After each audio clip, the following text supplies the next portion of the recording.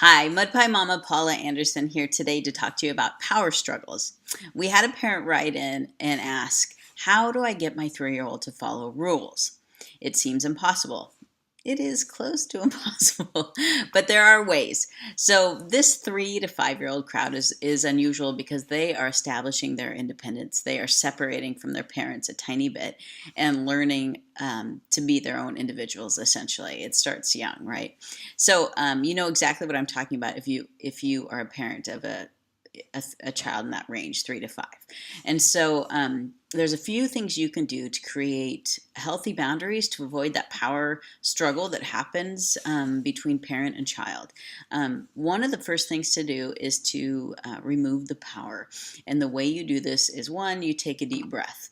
The second thing you do is you create healthy boundaries. For yourself and for your child. And then you focus on what you want to build long term in your child. And so one thing to keep in mind is sometimes what happens is we end up in this negative cycle where our child is doing something inappropriate or something that we would not want them to do, and we end up giving them negative attention for that. And it becomes this very cyclical thing where we are giving them negative attention, they're feeding off of that.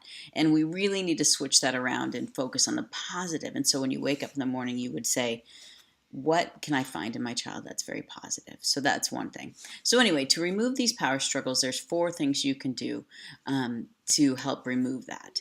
The first thing would be to provide clear consequences.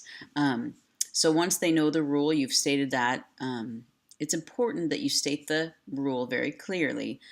Sometimes parents will say, I don't like your behavior. But for a 3-year-old, 3, 4, 5 in that category, they really are not sure maybe what that means. So state the rule very clearly, or whatever it is you are expecting of your child.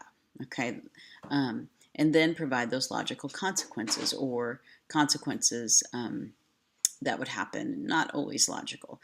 For instance, let's say if my 12-year-old tried to set a fire in the backyard in a bucket, the logical consequence would be to bake cookies for a fireman and take those cookies to his house and maybe receive a small lecture in the process, if that had happened. For you, it might be about your child picking up blocks. Let's say they're playing with blocks and you are telling them, we clean up our blocks when we're finished. And they say, yeah, no thanks.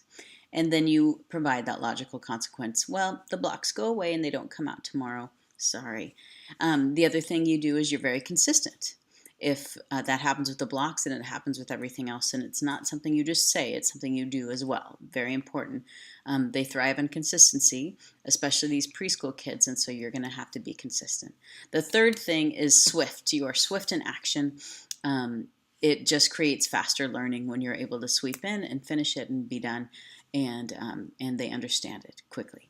And then the last thing to do is just make sure your child is feeling emotionally safe. Sometimes we get escalated and they get escalated, and things can be tense, and this is where you are the adult and you say things clearly and rationally and remove the power struggle while keeping them feeling safe and calm.